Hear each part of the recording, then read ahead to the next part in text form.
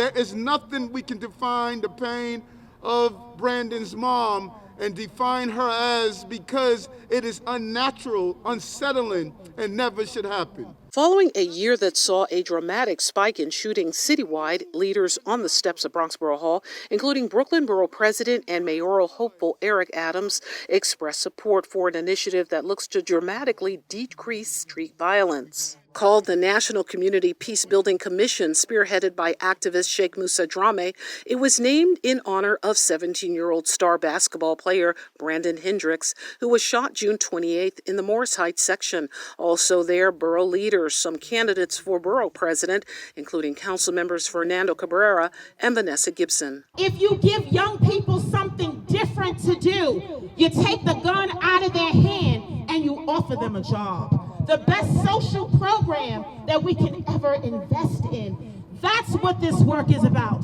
A lot of the young people, what they're asking is plain and simple. They want a job. They want opportunity. They want a path to success. Why is it that our kids are looking at each other and shooting at each other? We got to ask that question. What makes a African-American kid and a Latino kid look at each other and rather than talk it out, maybe fight, fist fight, but they want to go get a gun and kill? National Community Peacebuilding Commission will be modeled after community board functioning. But rather than being political, it will be volunteer-driven, purely community-centered. Leaders would also meet monthly, shared Drame, to discuss crime prevention following a year hit by the pandemic and rallies coupled with a homicide rate that jumped by 41% when compared to 2019. Among those who tragically died was young Hendricks, who was on his way to St. John's University. Today, his mother continues to grieve. His final word was, "Please call my mother.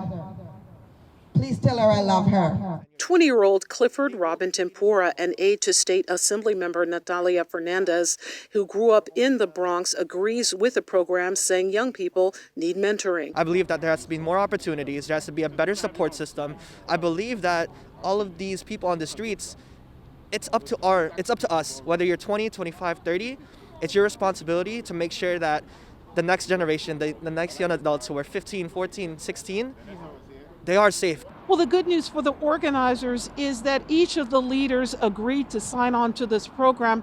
It's a program that for the Bronx would mean 61 neighborhoods would be talking to each other and getting support around public safety. For BronxNet, this is Arlene Mukoko.